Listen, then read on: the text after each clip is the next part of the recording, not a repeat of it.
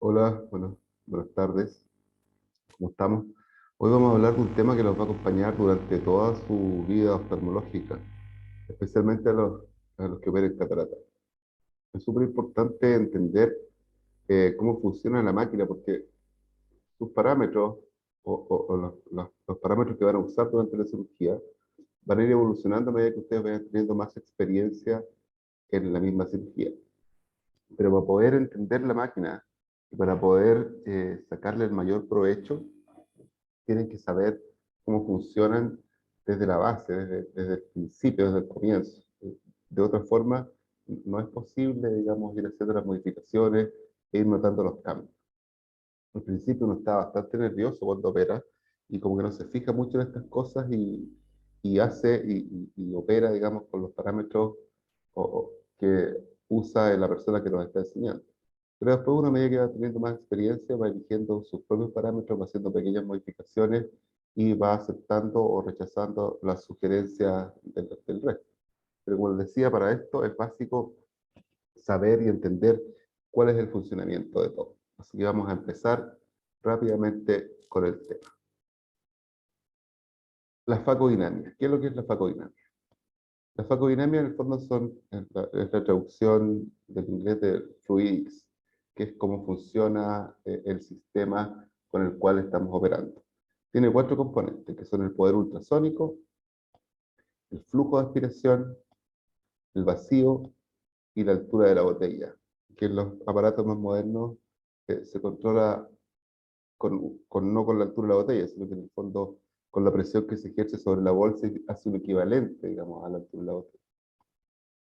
Y eso se ve en la pantalla de las máquinas cuando uno las setea. Ahí uno setea el poder ultrasónico, el flujo de aspiración, el vacío y la altura de la botella, que en este caso está abajo, como pueden decir, el equivalente a una altura de botella de 75 centímetros de agua, que en el fondo es la presión intraocular que nosotros estamos logrando con la infusión. Podemos controlar los parámetros, pero tenemos que saber cómo funcionan para poder ir controlando estos mismos. El poder ultrasónico. El poder ultrasónico representa una combinación de la frecuencia que es fija para cada máquina, de vibración de la punta del tip y el largo de orientación de la excursión del tip. La frecuencia varía entre 27 y 54 kHz. Longitudinal, que fue el primer efecto que nosotros tuvimos cuando empezamos a operar catarata, que es el efecto Jack-Hammer. Ahí pueden seguir ese link y va a haber una explicación muy detallada sobre el efecto. O torsional. El poder ultrasónico ha ido cambiando y ha ido evolucionando y por supuesto se ha ido haciendo más eficiente desde los primeros modelos de facomulsificador. Como ven ahí, yo empecé con el Universal 1, que es bastante antiguo. Después pasamos al Universal 2, en los cuales no tengo idea cuál era el poder ultrasónico que tenían, pero sí ya a partir del Legacy, Infinity y ahora último el Centurion, ya ahí están los poderes tanto longitudinales con los más antiguos como longitudinales y personales en los más nuevos. El poder ultrasónico longitudinal, que es el efecto Jack-Hammer, tienen que pensar que se obtiene el 50% del tiempo, que es cuando va hacia adelante, pero cuando va hacia atrás no hace nada. Así que ahí vamos a ver, fíjense cómo con el movimiento se va produciendo la rotura de las fibras cristalinianas, asociado por supuesto a la vibración, digamos, fija que tiene el FACO. Y el torsional es distinto. El torsional, que tiene una frecuencia de vibración menor que 32 kHz, se produce el 100% del tiempo. ¿Por qué?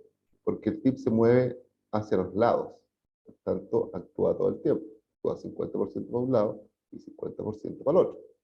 Y eso hace que más o menos el 60% del poder torsional sea equivalente al 100% del poder longitudinal.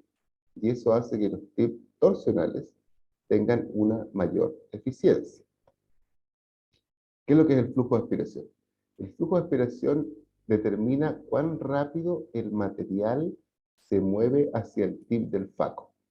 Mientras más flujo de aspiración, más rápido se acerca al tip del flaco. Es lo que se conoce en inglés como followability. El vacío es lo que ocurre cuando está ocluido el tip y determina cuán bien permanecen estos segmentos en el tip del flaco. Es la holdability o la capacidad de sostener estos pedazos sin que se suelten. Lo que es clave, digamos, para algunas técnicas como en todas las técnicas de chop, en que tenemos que tener fijo el segmento para poder trabajar con él. Los tipos de bomba para el vacío hay en general tres tipos. El primero son las basadas en el flujo, que son las bombas peristálticas. Después están las basadas en el vacío, que son el tipo Venturi, diafragma o paleta rotatoria, y las tipo híbridas, que combinan las dos anteriores. El flujo de aspiración es lo que entra y luego, a través de la rotación de la bomba peristáltica, se va hacia la bolsa de drenaje. A mayor velocidad de rotación, mayor, como ven ahí, es el flujo de aspiración. Mientras más rota, más es el flujo. Fíjense ahí, una rotación más lenta, el flujo es limitado y luego uno empieza a hacer una rotación mucho mayor y el flujo de aspiración aumenta. En estas bombas, en las bombas peristálticas, el vacío solo aparece con la oclusión. Cuando no hay oclusión de la punta, no hay vacío. Las basadas en Venturi, el vacío de esa bomba genera el flujo de aspiración. Y aquí, a diferencia del anterior, el vacío y el flujo de aspiración están directamente relacionados. Fíjense acá, cuando hay menor vacío, hay un menor flujo de aspiración y con mayor vacío hay mayor flujo de aspiración. Cuando ustedes logran la oclusión en la bomba de Venturi, el vacío va a depender de la posición del pedal. ¿Fijan? Eh, Uno aprieta, el flujo de aspiración ocluye y luego mientras más uno aprieta, más va a aumentar el vacío y la capacidad de sostener estos pedazos. Entonces, las bombas de flujo, las bombas peristálticas con ese aro que va dando vueltas, el vacío y el flujo de aspiración son controlados en forma independiente el uno del otro. En cambio, las bombas Venturi o de vacío, el vacío y el flujo de aspiración están acoplados. ¿Ya? El vacío genera el flujo de aspiración y van asociados uno con el otro. Y la cantidad de vacío va a depender de la posición del pedal una vez que tengamos oclusión. Las bombas de flujo o peristálticas, el flujo de aspiración, es la que es nuestra capacidad de atraer los pedazos hacia la punta del faco, es igual a la velocidad de rotación de la bomba. Y el vacío, como les había dicho, solo se logra cuando se ocluye la punta. Si no se ocluye la punta, no se genera vacío. Y el vacío se reduce a los niveles pre-oclusión cuando la oclusión se pierde. El control de vacío en estas bombas está preseteado al máximo. O sea, se ocluye y llega al máximo. Y el tiempo para alcanzar el vacío máximo depende del flujo de aspiración. ¿Ya? Por otro lado, las bombas Venturi o de vacío, el flujo de aspiración es la velocidad a la cual logramos vacío con la bomba. El vacío se obtiene independiente de la oclusión. Después de la oclusión, el nivel del vacío depende de la posición del pedal. No es que llegue al máximo, sino que uno lo va controlando con el pedal. El control del vacío y el flujo de aspiración es lineal en relación a la posición del pedal, en las bombas Venturi por lo menos. ¿Difícil? Lo van a ir entendiendo cada vez mejor cuando lo vayan haciendo, digamos. ¿Qué es lo que es el surge? Es algo, si ustedes han escuchado, que todo el mundo le teme. El surge es un desbalance fluídico. En el fondo, en algún momento de la cirugía, por los motivos que yo les voy a explicar, lo que entra al ojo es mucho menos de lo que sale. Y como lo que entra es menos de lo que sale, se produce un colapso de la cámara anterior donde estamos trabajando y eso provoca problemas en la cirugía. Se ha trabajado mucho para la disminución del surge. Y en los equipos más modernos prácticamente, si no se les enseñara, no sabrían de qué estamos hablando. ¿Qué es lo que ocurre?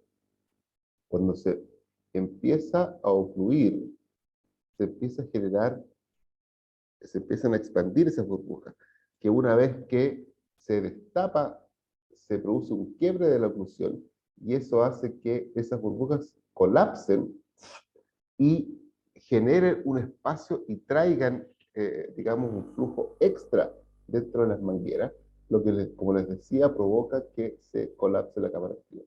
Como vamos a ver aquí, fíjense.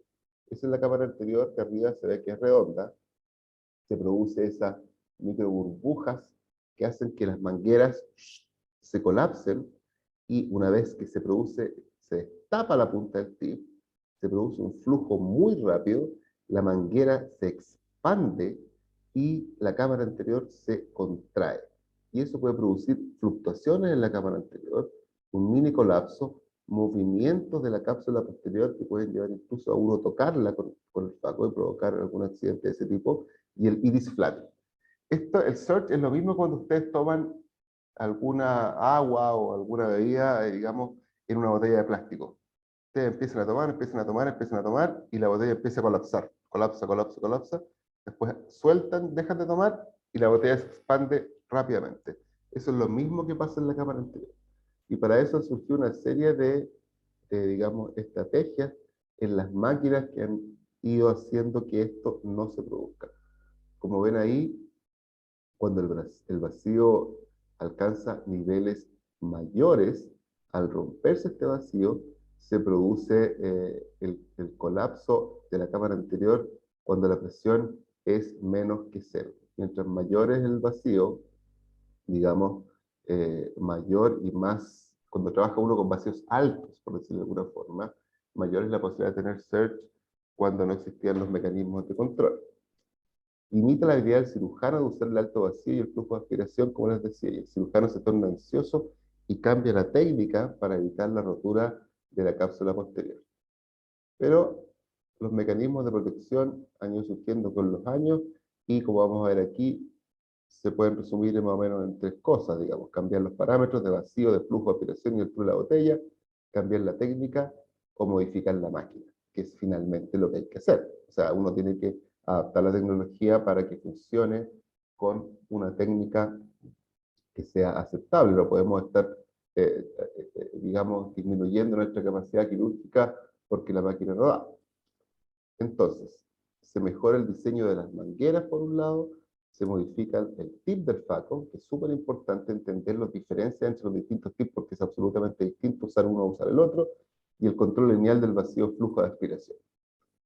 Como sabemos, las mangueras, los tubos en general, a menor diámetro, tienen mayor resistencia, y a mayor velocidad tienen mayor resistencia. Entonces lo que se hizo al comienzo fue mejorar el diseño de las mangueras a través de los tubos MaxBack.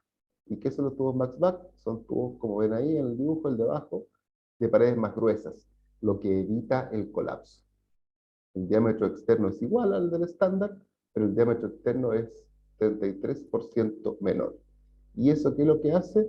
Hace eso. Fíjense que el estándar, con vacíos de 200, alcanza una amplitud de switch bastante importante, y fíjense que el mismo, o sea, cambiándole solamente el tubo, con vacíos de 300, se alcanzan surge de mucho menos importante. O sea, el hacer que las mangueras sean más gruesas y eviten que colapsen, hace que uno pueda trabajar con vacíos más altos, con mucho más seguridad y con disminución importante de la amplitud del surge. ¿Qué otra cosa se hizo? Estos son distintas marcas de máquinas, fueron haciendo distintas estrategias. El Superback. ¿De qué es lo que es el Superback? El Superback es esa banquera en forma de espiral. El cambio continuo de la dirección del flujo a través del Superback aumenta la resistencia del tubo, ¿ya? Entonces, fíjense ahí, la misma en el gráfico, con un tubo regular, el surge es bastante alto, con vacío de 500, y fíjense, 250 más, y fíjense que con las mangueras Superback, con vacíos altos de 500, incluso si ustedes se fijan, con vacíos entre 200 y 500, la curva es más o menos plana. Un surge que es más o menos 3 veces menos que con las mangueras normales. Cruise control es otro tipo digamos, de adaptación en que existe un filtro que no permita que las partículas ocluyan el punto de mayor resistencia, como se ve ahí, y eso también evita que se produzcan estos saltos, estas descompresiones bruscas que hacen que colapse la cámara anterior. Fíjense ahí, en la aspiración regular, fíjense cómo se produce el search en la fotografía a la izquierda, pero con este sistema que evita esa oclusión, con los mismos parámetros, digamos, de trabajo, no se llega a obtener, o sea, claro, alguien digo a obtener search. Ahí. Las modificaciones al tip son lo más interesante. Eh, los tips más pequeños hacen que los flujos sean menores en forma bastante importante. Ustedes se fijan aquí el, el tip de 0,9, que es el que yo utilizo ahora, o sea, lo utilizo en todos los casos, digamos, tiene un flujo relativo cuando lo comparamos con el tip de 1,1 milímetros, que es el más clásico, un flujo relativo de un 45%. Eh, Fíjense cómo con la modificación el gráfico de la izquierda, con la modificación del diámetro interno, se obtiene una modificación muy importante del flujo. Como vemos ahí, tip de 0,9, un flujo de un 45%. Y fíjense ahí la amplitud del search a medida que va disminuyendo. Fíjense que con 200 de vacío se obtiene 110 en este por un ejemplo, con el tip normal de 1,1, y con 0,9, utilizando el tip de 0,9 estándar, sin ninguna otra modificación extra, se logra con flujo, con vacío de 250, aproximadamente un 35-40% menos de search, que es una cosa bastante importante. Las ventajas de las modificaciones, las ventajas de los microtips entonces son que disminuyen la amplitud del search. Es como una resistencia fluídica, ¿cierto? Y esto también, al igual que las mangueras modificadas, permiten aumentar los niveles de vacío. A su vez, son más fáciles de fluir, porque son más pequeñitos. Las desventajas es que son más lentos porque son más pequeños y necesita vacíos mayores para lograr empalarse o fijar, porque la superficie es menor, pero eso también se ha ido trabajando. ¿Cómo? Con los tips flare, como ven ahí, que son los mismos tips de 0,9 en que se amplía la superficie de contacto. ¿Se fijan? Y esa ampliación de la superficie de contacto en la punta del tip, como vemos ahí, hace que sea en tamaño muy semejante a un tip normal de 1,1. 45 grados como vemos ahí, en la inclinación del tip, tiene un mayor corte porque tiene un mayor efecto jackhammer. Y los 0 grados tienen mejor oclusión, pero cortan peor. Entonces uno tiene que ir cambiando y eligiendo con la técnica, con el tipo de tip que se siente más cómodo. Yo personalmente los que me gustan son el de 30 y me gusta más, digamos, todavía el micro tip de 45 flat. ¿Por qué? ¿Por qué de 45? El mayor bisel lleva una mayor superficie de contacto, un mayor holding, capacidad de agarrar, holdability.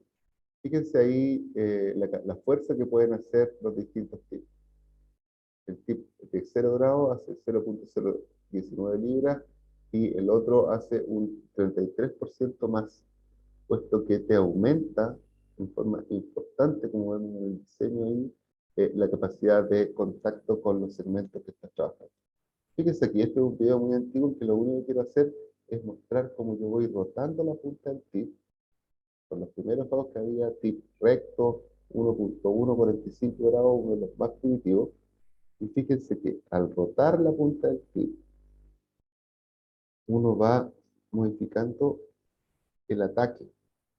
Mira, aquí me voy a acercar a ese pedazo, voy a rotar de nuevo, me voy a poner en contacto para lograr la oclusión rápida. Fíjense ahí, y fíjense cómo fácilmente logramos que se venga. Eso es una cosa que uno tiene que hacer en forma activa. Fíjense ahí, rotar el bisel. ¿Fijaron? Y al rotar el bisel logramos mejor contacto, mejor holdability y mejor y más eficiente modificación de los segmentos.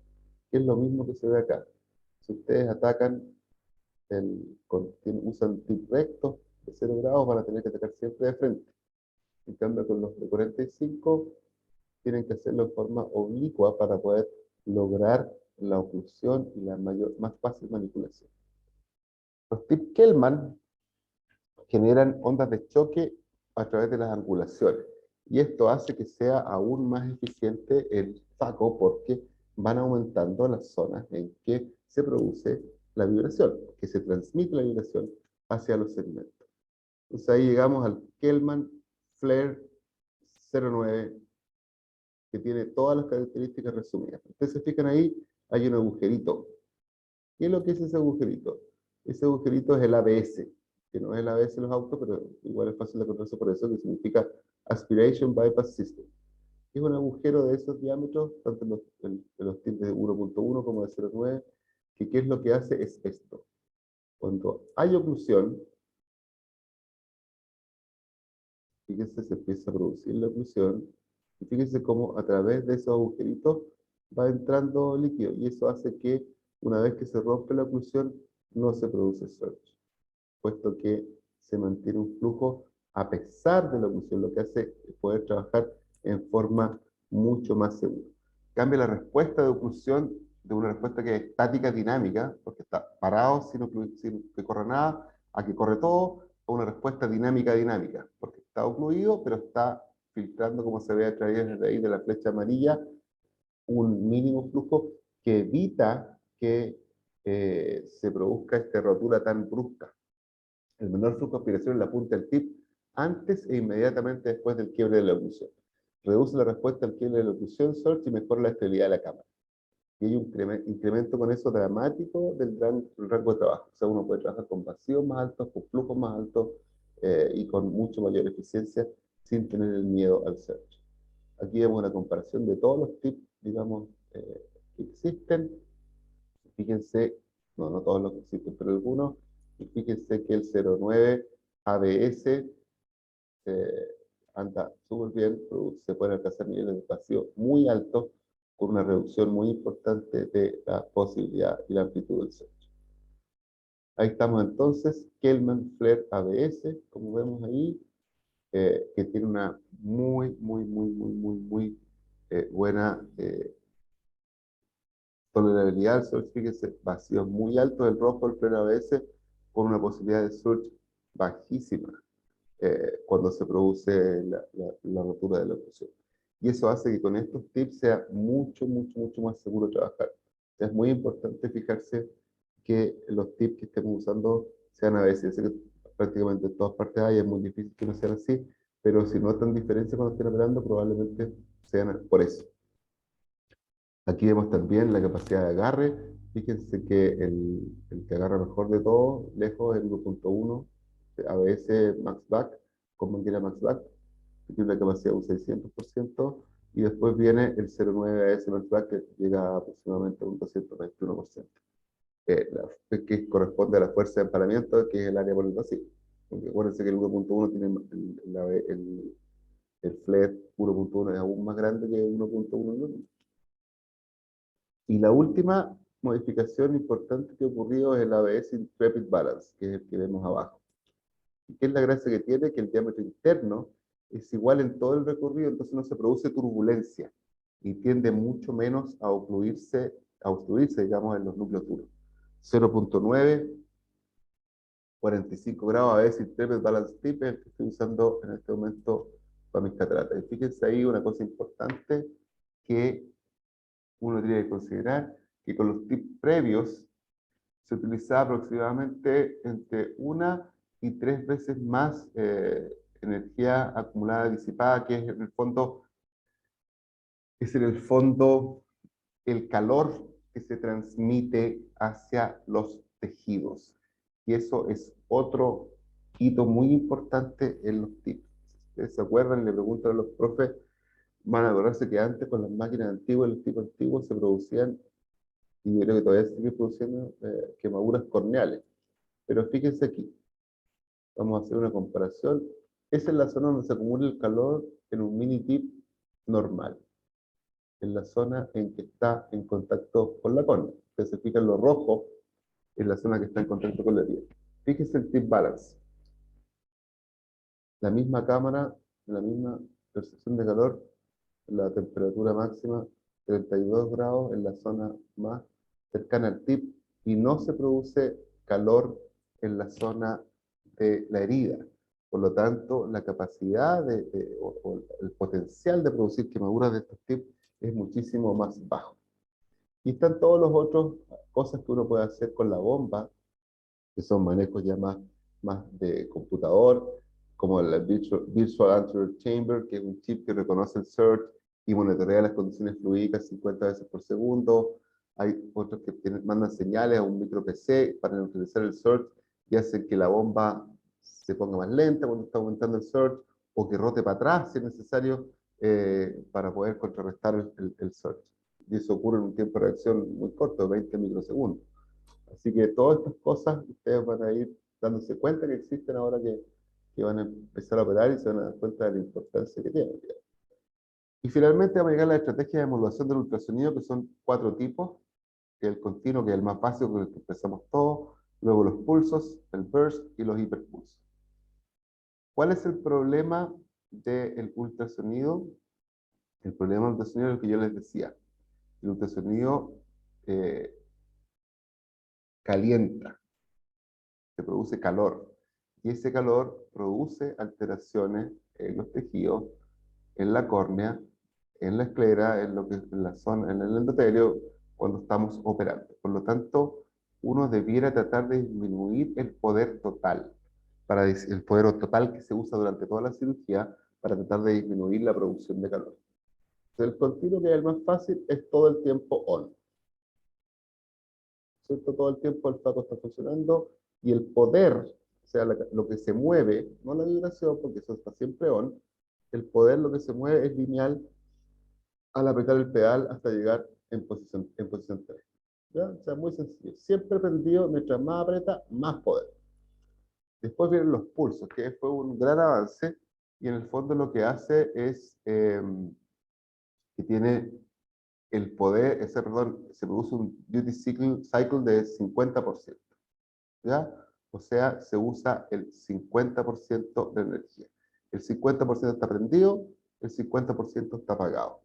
Y el power va aumentando a medida que nosotros vamos apretando el pedal. O sea, es básicamente lo mismo que el anterior, como ven ahí en la curva arriba, pero con la diferencia que aquí está el 50% del tiempo prendido y el 50% del tiempo apagado, con lo cual lo hace más seguro. Después viene el burst. Burst son periodos, son como pulsos de foco, no son pulsos, son como burst, es como clúster, como montones, como golpes, digamos, de foco con periodos off. Mínimo 30 milisegundos, el ciclo dura 1200 milisegundos. Los periodos off van disminuyendo a ir pisando más el pedal. Con el pedal a fondo, el ultrasonido se hace continuo, lineal. Y el poder del ultrasonido en esta opción es fija. Aquí uno lo va controlando cuánto dura cada burst, que en el fondo es la duración del poder. El intervalo del burst de estos golpes, digamos, de foco, va a depender de cuánto uno esté apretando el pedal, pero cada burst tiene el mismo poder, ¿ya? Entonces, ¿cuál es la gracia? Que uno puede ir dando estos golpes de fa cuando la catarata no está hablando, tiene unos segmentos bien, va por el pedal al comienzo, va dando golpes que son bastante separados, y uno va viendo que con cada golpe se va comiendo más cada segmento. Y si necesita hacerlo con más rapidez, tú vas, si la catarata es más dura, por ejemplo, aprietas más el pedal y estos golpes están cada vez más cercanos entre ellos, lo que permite ir haciéndolo más rápido. Cuando la catarata es más dura, necesitas hacer más ultrasonido para poder digamos, aspirarla, para emulsificarla. Y finalmente, si ya está ahí, siempre hay que tratar de no llegar al final del pedal y a fuego continuo, porque en general eso es más que nada producto de la ansiedad, más que de tener algún beneficio, digamos, por decirlo de alguna forma. Como decíamos ahí, el burst es el tiempo, el porcentaje prendido, digamos, de cuánto dura cada uno de estos golpes, es fijo y uno lo elige, va entre 50 y 500 milisegundos, y el tiempo off es el que va disminuyendo cuando uno aprieta el pedal en posición 3. El poder es fijo, o sea, el poder no cambia, uno lo setea, si quiere llegar a 35, 50, 70, lo que tú quieras, pero es fijo. Eh, el hiperpulso es lo más interesante, que en el fondo es tener aún más control sobre cómo se libera la energía. Si tú haces pulsos de distinta duración, como vimos en la segunda estrategia del Paco, puede hacer 2 pulsos por segundo, puede hacer 8 pulsos por segundo, pero la cantidad total de energía que se libera es igual, no varía, porque es lo mismo. Estamos llevando al 50%, lo puede hacer en 2, en 8, en 20, en 50 pulsos, pero siempre va a ser el 50% de la energía. Entonces, lo que hace, lo que modifica el nivel pulso, es que se produce uno puede, digamos, controlar cuánto tiempo está prendido, entre el 5% y el 95% del tiempo, y eso va a aumentar lineal el poder al apretar el pedal. Fíjense ahí. Entonces tengo un 20% prendido y un 80% apagado. Entonces ahí sí me disminuye el tiempo de Paco, de verdad, pero estoy controlando dos parámetros. Por uno estoy dando los pulsos, que a una frecuencia que yo quiero, y después cuántos de esos pulsos van a haber. Uno puedo hacerlo con muy poquitos pulsos o aumentar. Entonces, por ejemplo, ahí tengo 50 pulsos por segundo con el 25% del tiempo on. Fíjense ahí en el gráfico. 50 pulsos por segundo por el 25% del tiempo, y esa es la curva de uso. Y fíjese acá, tengo 100 pulsos por segundo con 50% del tiempo on. Y ahí estoy haciendo más FACO. ¿Se fijan? Estoy haciendo menos porque tengo 50 pulsos a 25%, o sea, es una cosa bastante suave, por decirlo de alguna forma. Y aquí estoy haciendo un FACO mucho más intenso, 100 pulsos por segundo. Y eso uno lo puede modificar ad eternum, o sea, voy a cambiar todo. En el fondo esa es la idea. Aquí tenemos un resumen para entender un poco esto. El modo continuo es el más simple, tiende a repeler el material nuclear, produce mucho calor y uno lo puede usar para cosas más cortas, como por ejemplo la parte en que vas a a esculpir. El pulso es menos caliente, también puede repeler el material nuclear y sirve para esas técnicas como Chichi Chop o cuando estás removiendo los segmentos. El burst produce mucho menos calor y mantiene el material, lo fija bastante bien y sirve para técnicas de chopping fundamentalmente.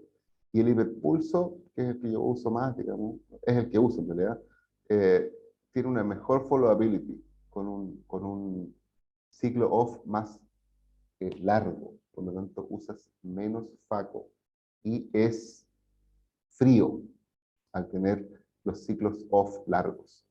Sirve para esculpir y para la facomulsificación bimanual por incisiones pequeñas. El manejo de estas cosas te va a permitir operar cataratas de todo tipo. No estoy diciendo que no haya opción o no haya lugar para extracapsulares, por ejemplo. Pero es súper importante manejarse con la técnica que nos permita operar también cataratas duras. Ustedes lo van a ir viendo con el tiempo, a medida que tengan más experiencia, que cada vez van a ir pudiendo hacer cirugías más difíciles por alguna forma. En general yo tengo dos posiciones en mis facomulsificaciones.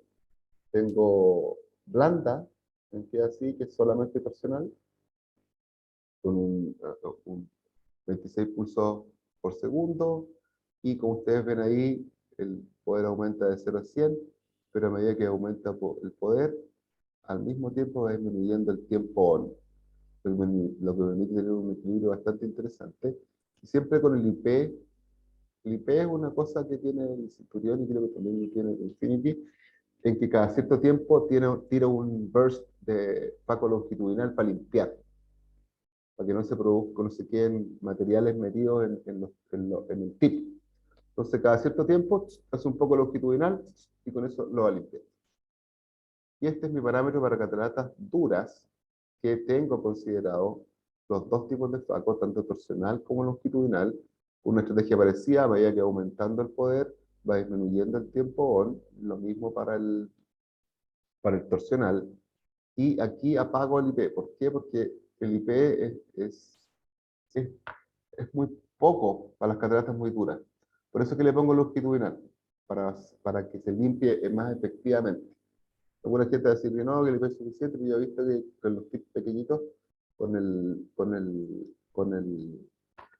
los pedazos de catarata, producen un cierto grado de obstrucción. Entonces, en esto, cuando hago cataratas duras, no es muy frecuente que lo haga, prefiero tener FACO longitudinal y estos pulsos que son más largos, más continuos, permiten que se limpie mejor.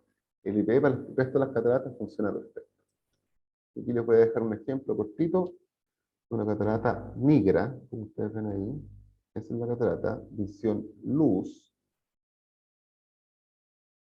con algo de proyección. Y vamos a ver, si completamos la Rexi rápidamente. Hidrodisección. Es súper importante en estas cataratas hidrodisecar muy bien para poder tener liberación. Y luego, en estas cataratas duras, yo siempre prefiero hacer un surco amplio para crear espacio, porque son cataratas muy voluminosas, que no permiten mover los segmentos entre ellos. Fíjense ahí, empalando al frente y separando hasta lograr el cracking. Y se pone un poco latero, porque como es pura, nos demoramos. Después viene el chop. Fíjense que no estoy con la luz apagada. Ese es el rojo que teníamos porque la catarata de verdad era negra. Fíjense ahí, se ven algunas partes negras todavía. Y ahí, ya que estamos terminando la focomulsificación, van a ver que se permite aspirar las masas tranquilamente, bimanual. Ponemos el lente y finalmente este es un lente monofocal tórico en el paciente.